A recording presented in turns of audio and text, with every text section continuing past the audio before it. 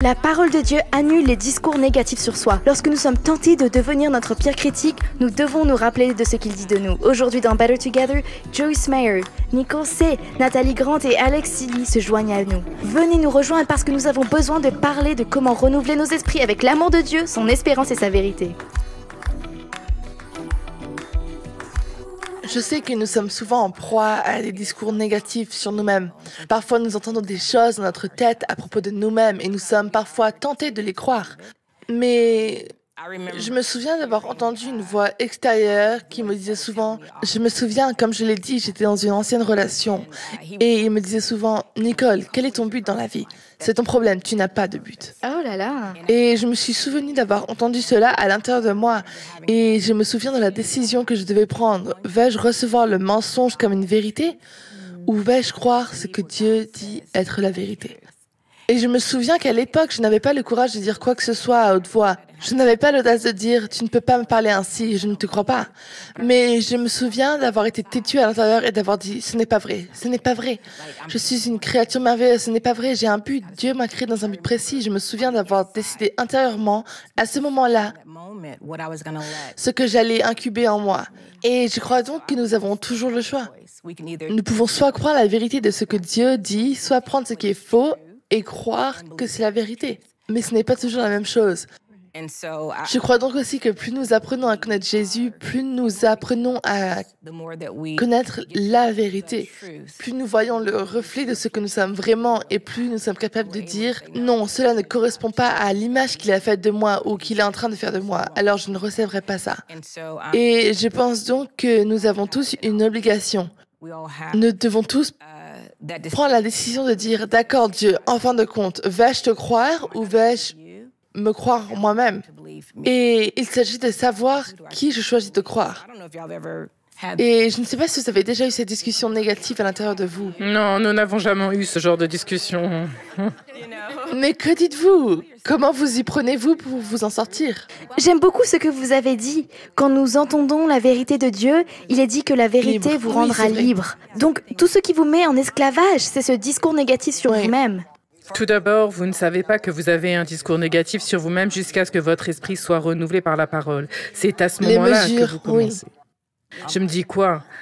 Je ne savais pas que je pouvais chasser les mauvaises pensées. Je ne savais pas que je pouvais contrôler mes pensées. Je pensais simplement que tout ce que je pensais, je le pensais, c'était la réalité. Mais je me souviens d'être arrivé à un point, et je prêche cela, où vous devez décider si vous allez croire, si vous allez laisser vos émotions être votre Dieu, ou si vous allez laisser la parole de Dieu.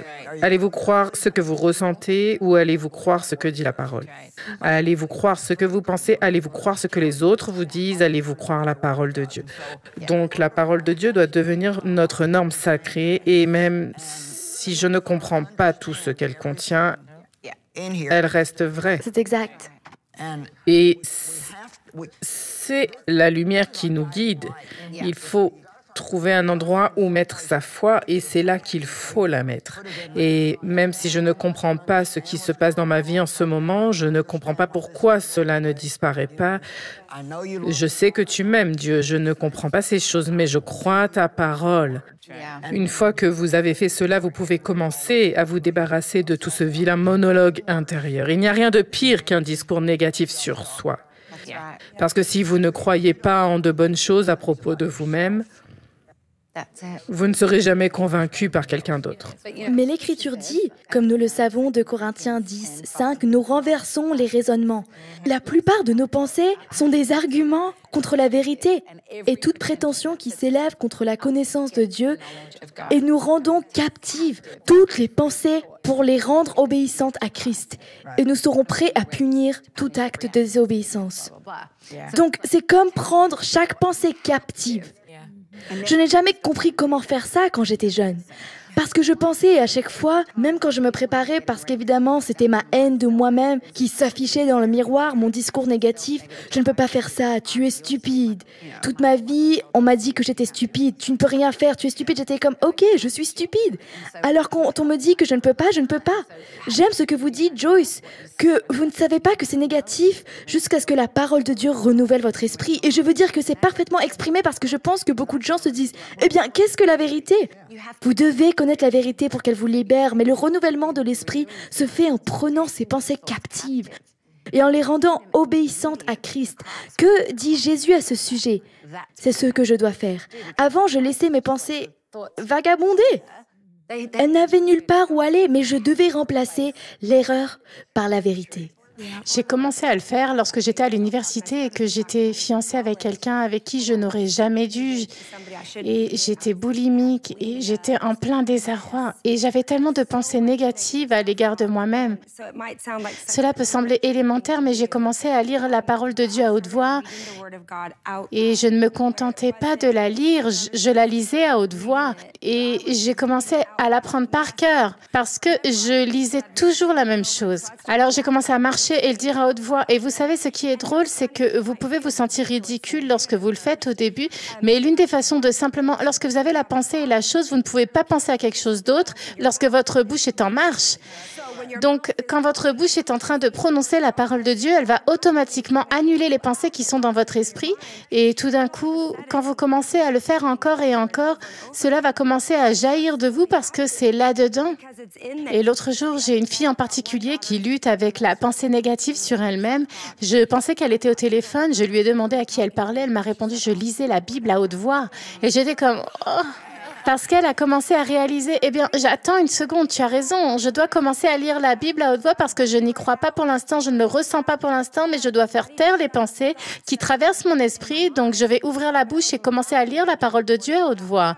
Et je pense que si vous regardez en ce moment, vous n'avez pas encore essayé, essayez. Vous vous sentirez peut-être bizarre, votre famille vous regardera peut-être bizarrement, mais je vous le dis, lire la parole de Dieu à haute voix change littéralement la donne. Confesser la parole de Dieu est probablement l'une des choses les plus importantes que Dieu a utilisées pour me libérer. Et il m'a appris à le faire avant même que j'entende un message à ce sujet. J'étais si négative et Dieu a commencé à me demander de ne plus être négative. J'ai donc vraiment essayé pendant 6 mois. J'ai vraiment essayé d'être positive, mais je voyais toujours pas beaucoup de changements. J'ai donc dit au Seigneur, d'accord, j'ai essayé de faire ce que tu m'as dit de faire. Je ne suis pas négative, je ne dis pas de choses négatives. Puis j'ai entendu le Seigneur dire, mais tu ne dis rien de positif non plus. J'ai donc cessé de faire ce qu'il ne fallait pas, mais je n'ai pas commencé à faire ce qu'il fallait. Et il m'a fait faire mes devoirs et j'ai dressé une liste de 60 confessions qui étaient toutes. J'avais des versets à l'appui pour chacune d'elles. Aucune des choses que j'ai dites n'était vraie dans ma vie à ce moment-là, mais c'était la vérité de la parole de Dieu. Et 2 fois par jour, tous les jours, je les disais à haute voix et je peux vous dire que chaque chose de cette liste est une réalité dans ma vie. C'est miraculeux quand j'y pense parce que j'avais tellement envie de prêcher la parole et je n'avais jamais eu d'engagement de parole. Je voulais que quelqu'un m'appelle et me demande de venir enseigner dans son étude biblique ou de venir prêcher dans son église. C'est ainsi que j'ai commencé à dire chaque jour, je reçois des engagements par courrier, par téléphone, en personne. Bien sûr, maintenant, on ne peut pas répondre à toutes ces demandes. Il y a tellement de choses que nous ne pouvons même pas accepter, mais c'est incroyable. J'avouais que j'aimais les gens et que les gens m'aimaient. Et presque personne ne pouvait me supporter à l'époque parce que j'étais si odieuse. Quiconque sait s'inquiéter, c'est méditer. Allez. Oh my goodness. Ah, c'est tellement drôle parce que nous avons fait cette chose, je ne sais pas, surtout mon pasteur qui est assis ici, mais les gens se méfient un peu de... Oh, c'est juste le pouvoir de la pensée positive et c'est juste un discours sur soi. Vous dites, non, en fait, quand on y réfléchit bien, le pouvoir de la pensée positive vient de cette parole. Je peux faire toutes choses par le Christ qui me fortifie. Je suis une créature merveilleuse et tout d'un coup, on se dit, attends. Mais il y a une déclaration par nos paroles et c'est une épée à double tranchant. Dieu nous a créés à son image. Il a donné naissance à des choses par sa parole. Nous aussi, nous créons des choses par nos paroles. Nous servons un Dieu qui appelle à l'existence ce qui n'existe pas. Romains 4, 18. Et j'aime que Dieu ait appelé des gens et qu'il ait changé leur nom, qu'il ait changé leur identité. Une fois qu'ils ont cru en cette identité qu'ils avaient en Christ, ils sont allés changer le monde. C'est vrai, pensez à Gédéon et à son armée. Il avait tellement peur. Cela change donc notre façon de penser et cela change notre façon de vivre lorsque nous vivons dans l'identité du Christ qui est celle qu'il dit que nous sommes. C'est pourquoi cette méditation, ce remerciement, je suis une créature merveilleuse, je suis la justice de Dieu, je suis une nouvelle création dans le Christ. Chaque jour, j'en ai besoin tous les jours. Les choses anciennes sont passées, tout est... La Bible dit que les anges écoutent la parole de Dieu. Donc, si nous voulons que les anges travaillent pour nous, si nous confessons la parole de Dieu à haute voix, alors ils pourront faire beaucoup plus dans nos vies. Quand on parle, on mange les mots. Oui. Ils deviennent une partie de vous quand on déclare des choses à haute voix. Et David disait tout le temps, je déclare. Quand il a dit « Voici le jour que l'Éternel a fait, je vais me réjouir », je ne pense pas que ce soit parce qu'il se sentait si bien ce jour-là. Je pense qu'il faisait une déclaration sur la façon dont il allait vivre ce jour-là. Et si vous y réfléchissez bien, c'est l'une des choses les plus puissantes que l'on puisse faire. C'est la parole. Vous en avez fait référence à ce passage de l'Écriture, Alex, tiré de Hébreux 4.12, qui dit « Car la parole de Dieu est vivante » et efficace. Elle est plus tranchante que toute épée à double tranchant et pénétrant jusqu'à la division de l'âme ainsi que l'esprit, les jointures ainsi que la moelle. Et c'est ce que nous oublions, je crois. Il ne s'agit pas d'un mantra que l'on répète sans cesse et qui n'est... Et elle juge les attitudes de votre cœur. Exactement. Elle expose nos pensées et nos désirs les plus intimes. C'est ce qu'elle fait. Et c'est pourquoi elle est si puissante. Oui. Vivante et active. C'est pourquoi j'essaye de dire aux gens que la parole n'est pas simplement comme nous parlons. La parole a un pouvoir inhérent. Je peux prêcher et voir les gens changer. Je peux voir la parole les changer. Alors, pourquoi les gens s'entasseraient-ils dans un bâtiment pour y rester assis pendant tout un week-end à écouter quelqu'un parler? Ils ne le feraient pas si ce n'était pas la parole de Dieu. Parce que cette parole change les gens. Elle renouvelle leur esprit, elle leur donne de l'espoir, elle change les gens. Et confesser et écouter quelqu'un d'autre, c'est bien. Mais quand vous commencez à confesser cette parole à haute voix, vous le faites vous-même et vous n'avez pas besoin de le faire devant les gens. Prenez simplement 10 choses que la Bible dit être la réalité et qui ne sont pas vraies dans votre vie. Notez-les.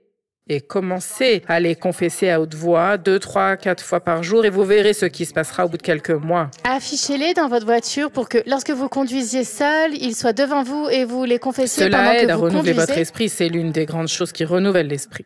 Quand j'ai eu cette tumeur à l'estomac l'année dernière, j'avais une tumeur à l'estomac et mon ami, qui est un homme pieux et un spécialiste de la santé, m'a donné ces versets et ces déclarations de la parole. C'était très long. Il m'a dit, Alex, je veux que vous lisiez ceci comme un médicament matin et soir. Et chaque fois que vous lisez cela, vous visualisez cette tumeur dissoute au nom de Jésus. Lorsque j'ai prêché après avoir été guérie 4 mois plus tard, cette tumeur rétrécissait, disparaissait par miracle. Eh bien, un pasteur est venu me voir et m'a dit, « Pasteur Alex, vous n'auriez pas dû dire cela à propos de la prière, parce que cela donne l'impression que c'est la méthode. » Et si j'ai répondu, « Non, j'ai déclaré la parole de Dieu sur cette tumeur et elle a disparu. Voilà le résultat. » J'ai dit, ce n'est pas un truc bizarre. Ce qu'il faisait, c'était de la religion. Ce que vous faites, c'est du vrai christianisme. Allez! Et beaucoup de gens veulent dire ce qui est vrai comme si c'était la vérité, alors que cela n'a pas de pouvoir de transformation. La Bible nous dit dans Romains 12, « Ne vous conformez pas au modèle de ce monde, mais soyez transformés. » Comment? Par le renouvellement de l'intelligence. Et c'est par la vérité de la parole de Dieu. Et la mort, la vie, le pouvoir de la langue. Et le fait de proclamer cette parole. Et ce qui est bien dans ce que vous avez dit concernant le discours négatif sur soi-même, c'est que je n'oserais pas dire à qui que ce soit ce que je me dis à mon sujet. À n'importe qui d'autre. Ou même penser cela de quelqu'un d'autre. Exactement, je ne ferai jamais cela. Alors pourquoi est-ce que je me fais ça à moi-même? Parce que c'est le diable qui met ses pensées dans votre tête et qu'au lieu de les rejeter, vous les acceptez comme étant les vôtres. Et c'est ainsi que l'on se retrouve en échec. Nous devons faire la différence. Nous devons savoir quand Satan nous parle. Nous devons vraiment connaître notre ennemi. Et même si nous parlons beaucoup du diable, je ne pense pas que nous sachions très bien reconnaître quand il nous poursuit. Une de mes amies, Debbie Prescott, m'a dit un jour, les gens ont toujours l'impression, je ne peux pas entendre la voix de Dieu, je ne peux pas entendre la voix de Dieu. Et elle m'a dit, combien de choses négatives avez-vous entendues ce matin pendant que vous vous maquillez? Et tout le monde a dit, oh! Elle dit, vous pouvez donc entendre la voix de l'ennemi haut et fort. Apprenez donc à entendre la voix de Dieu parce qu'il vous parle plus que l'ennemi, mais vous permettez à l'ennemi d'être la voix la plus forte. Je me souviens que cela a tout changé pour moi. Oh mon Dieu, je dois être conscient de ce que fait l'ennemi. Pendant que je suis dans mes pensées, il parle. Et alors je me demande, oh, pourquoi est-ce que je ne peux pas entendre la voix de Dieu? Et parfois, ce n'est même pas qu'il parle, c'est qu'il a parlé. La voix de Dieu, c'est ce qu'il a déjà dit. C'est la vérité de ce qu'il a déjà déclaré pour nous. Il s'agit donc d'une nouvelle bataille. Qui vais-je croire dans ces moments-là? Vais-je croire les choses que je vois dans le miroir et qui ne me plaisent pas? Ou vais-je vraiment croire que je suis créée de manière merveilleuse? Voilà les choses qui s'offrent à nous. Lorsque nous commençons à croire réellement à ces choses, le diable peut tout aussi bien quitter la ville parce qu'il n'aura plus aucun pouvoir sur nous. Hier, j'ai lu un article sur Jésus dans le désert. Qu'est-ce qui a fait fuir l'ennemi? Il est écrit. Il est écrit. Oh là là, il a déclaré écrit. la parole. Et n'est-ce pas étonnant que l'ennemi ait déformé l'écriture? Il dit, en fait, ce n'est pas comme ça que c'est dit. Alors, est-ce que le fait de se tourner vers quelqu'un pour s'affirmer a de l'importance à ce moment-là? Ou est-ce que c'est... Oh, je pense que c'est important. Est-ce important? Je pense que mon mari appelle souvent mon miroir grossissant le miroir de l'accusateur des frères. C'est bien, d'accord, nous avons toutes cela. C'est vrai, donc nous en avons toutes un. Mais je pense que nous pouvons nous tourner vers quelqu'un et l'entendre dire quelque chose qu'il ne pensait pas vraiment. Et parce que nous avons des pensées négatives, nous l'avons entendu dire quelque chose qu'il ne voulait pas dire. Je ne l'ai même pas dit. Oui, c'est très vrai. Quand Dieu vous a appelé, ce n'était pas une conférence téléphonique. Dieu vous a appelé lui-même. Et il n'a demandé à personne d'autre comment il vous avait créé. Ce n'était pas une conférence téléphonique. Et j'aime cela. Et je pense que parfois, même les personnes les plus proches n'ont pas d'importance. Peut-être nous avons des personnes dans nos foyers qui ne nous parlent pas correctement. Et je pense qu'il est important de trouver ces personnes dans notre vie, d'avoir une bonne église, un bon pasteur, de bons amis, des personnes qui s'aiment et qui sont un atout dans ma vie, et d'aller à des conférences, d'aller à l'église, d'aller écouter la parole de Dieu est si important dans cette écoute vis-à-vis de ce que Dieu dit de nous, afin que nous puissions apprendre ce que Dieu dit sur nous et sur qui nous sommes. Il y a une voie plus élevée. Nous pouvons toutes faire mieux. Il y a une belle norme écrite dans le livre de Dieu. Et je pense que c'est très important. Et je pense qu'il est également important de savoir de qui vous vous entourez. Oui, je veux dire que nous parlons beaucoup de notre amitié, mais nous étions des amis qui... Nous prions pour avoir une amie comme nous pouvons l'être l'une pour l'autre. Et je pense que parfois, on peut être dans des relations et des amitiés toxiques. Et cela ne veut pas dire qu'on veut s'entourer de personnes qui pensent que vous êtes génial. Mais vous voulez vous entourer de personnes qui vous disent la vérité. Et cela signifie parfois que la vérité sera dure, mais ils ne le font pas dans le but de vous démolir ou de vous rabaisser. Je pense qu'il y a des gens qui nous regardent en ce moment et qui se disent « Oh, vous savez quoi, il faut que je sorte de cette amitié. » Et c'est le cas. En fait, c'est ce que vous devez faire. Vous devez cesser de vous sentir mal, de vous séparer de certaines personnes qui sont toxiques pour votre vie et qui vous empêche de marcher pleinement dans la vérité de qui est Dieu. Ou si vous êtes attiré par quelqu'un parce qu'il ne fait que vous flatter, parce que la flatterie est tellement vide. Et je pense, n'est-ce pas amusant, que même si nous pouvons dire que la flatterie est vide, on se sent bien quand quelqu'un nous flatte. On se sent bien quand quelqu'un nous dit à quel point on est merveilleuse, à quel point on est génial, alors qu'on se rend compte que quelqu'un nous le dit tout le temps. Quelqu'un nous dit à quel point nous sommes merveilleuses et formidables, c'est vivant et actif. J'avais l'habitude de penser, j'aimerais pouvoir toujours entendre Dieu parler à voix haute.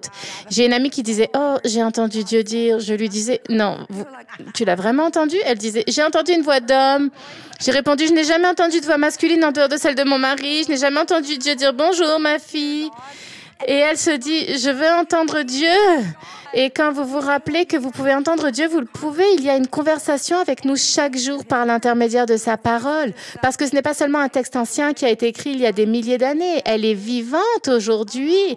Elle me parle, elle m'informe, elle m'encourage, elle me construit. Et je pense que nous recherchons souvent cela chez d'autres personnes, alors qu'en fait, nous devrions le rechercher ici. Et vous savez comment nous savons que c'est vrai? Parce que ça marche. Oui, parce que j'étais comme ça quand j'étais petite. Oh mon Dieu, j'étais un tel gâchis. Je pense que nous l'étions toutes. Seigneur, aie pitié. Je veux dire, quand Dieu m'a appelé à enseigner la parole, je m'asseyais sur le sol de mon salon en short et je soufflais de la fumée au visage de tout le monde pendant que j'enseignais la parole. Un short? C'était horrible. Vous avez une photo? Je plaisante. Je veux dire, j'allais à l'église et à la pause, je sortais dans ma voiture, je m'allongeais et je fumais mes cigarettes. Je suppose que les gens pensaient que la voiture était en feu, qu'il y avait de la fumée et qu'il n'y avait personne. Mais Dieu savait ce que je deviendrais s'il investissait en moi, parce qu'il voit votre cœur. Et je l'aimais. J'étais un désastre, mais j'aimais Dieu. Et je continue à me référer à la Bible. Elle a changé ma vie. C'est la réalité. Et les promesses de Dieu sont pour quiconque le veut. Nous avons parlé de qui nous sommes en Christ et je veux juste dire ceci aux gens pour qu'ils comprennent. Les gens ne comprennent pas l'expression « en Christ ». Elle signifie simplement croire. Je crois que Jésus est mort pour moi, quand je crois que je suis considéré comme étant en lui, il est en moi. Je suis donc la justice de Dieu en Christ. Je suis justifié en Christ. Je suis sanctifié en Christ. Toutes ces choses nous appartiennent en Christ. Et si vous voulez changer votre perception de vous-même, la meilleure chose à faire est de dresser votre propre liste ou d'obtenir la mienne si vous le souhaitez et commencer à confesser ces choses à haute voix. Cela vous aidera à renouveler votre esprit sur qui vous êtes. Et j'adore cela. Et je dirais que lorsque nous découvrons que beaucoup de gens sont vraiment perturbés dans leur identité en ce moment et qu'ils ont besoin de savoir qui ils sont. Et quand vous commencez à regarder dans la parole de Dieu, cela devient tellement clair. Et Dieu vous aidera beaucoup en vous montrant qui vous êtes en Christ. J'aime le fait que lorsque nous aimons Jésus et que nous connaissons la vérité de sa parole, il ajuste notre filtre. Ainsi, nous sommes capables d'entendre des choses à travers la bonne perspective. Mais nous ne déformons pas ce qui a été dit parce que nous avons la vérité comme base. Et j'aime aussi le fait qu'à chaque fois qu'il nous révèle ce que nous sommes et ce que nous devrions être et qu'il nous confirme, il doit parfois nous corriger. Parfois, il nous tend un miroir véridique et nous dit « Tu as un peu de saleté sur le visage, enlève cette saleté. Mais tu es belle. » Vous voyez ce que je veux dire? Mais enlevons la saleté ici ou travaillons là-dessus. Oui, et c'est très bien. Et je pense encore une fois que lorsque nous parlons de discerner les voix que nous entendons, s'agit-il de Dieu? Est-ce que c'est nous? Est-ce l'ennemi? Est-ce que c'est quelqu'un d'autre? Cela nous aide à savoir s'il s'agit d'une conviction, elle vient de Dieu. S'il s'agit d'une condamnation, ce n'en est pas une. Si c'est ce que tu as fait de mal, c'est Dieu. Si c'est tu es mauvaise, ce n'est pas Dieu. Il faut donc être capable de reconnaître la différence et de faire les bons ajustements et aussi s'abandonner, dire d'accord Dieu, je ne peux pas me nettoyer complètement. J'ai besoin de toi pour le faire. Et être disposé à être changé par sa parole. Et je sais que les gens écoutent et je ne connais pas les histoires de tout le monde, mais Dieu le sait. Et il sait où nous avons besoin d'être affermis. Et il est capable de faire tout cela. Et nous allons donc prier pour que le Seigneur fasse en vous ce dont vous avez besoin et qu'il se montre à vous. Et qu'en se montrant, vous voyez mieux parce qu'il vous forme à l'image de Jésus. Alors, Père, au nom de Jésus, nous te remercions beaucoup, Seigneur. Nous te remercions parce que tu nous aimes, tu nous connais, Seigneur, et tu te soucies de nous. Nous te remercions pour la lettre d'amour que tu nous adresses dans ta parole, Seigneur. Et nous te remercions que cette lettre d'amour soit vivante et active, Seigneur. Et qu'elle fonctionne, Seigneur. Elle change, elle transforme, elle renouvelle et elle nous donne la stabilité dont nous avons besoin, Seigneur. Et je prie donc pour mes sœurs et mes frères qui nous regardent aujourd'hui, Seigneur, et qui se demandent s'ils sont assez bons, s'ils sont ce qu'il faut et s'ils sont à la hauteur, Seigneur. Je prie pour qu'ils trouvent en toi qu'ils sont plus que suffisants parce que tu es plus que suffisant. Et Seigneur, je prie que dans les domaines où tu les convaincs, Seigneur, tu fasses le travail en eux et qu'ils te permettent de faire ce travail en eux, sachant que tu les aimes toujours, que tu as toujours un grand plan pour eux et que tu vas faire en sorte que tout ce qu'ils ont traversé et tout ce qu'ils traversent soit pour leur bien. Alors, encore une fois, Seigneur, nous t'aimons, nous te remercions de pouvoir prendre nos morceaux cassés, nos histoires, nos problèmes, Seigneur, et de pouvoir les utiliser pour aider quelqu'un d'autre. Et c'est pourquoi, encore une fois, nous t'abandonnons ces choses. Nous te remercions, Seigneur, nous te louons et nous te rendons toute la gloire au nom de Jésus. Amen. Shalom, j'espère que vous avez aimé cette vidéo. Abonnez-vous pour ne pas rater nos programmes. Merci de faire partie de notre famille TBN. Que Dieu vous bénisse. Shalom de Jérusalem.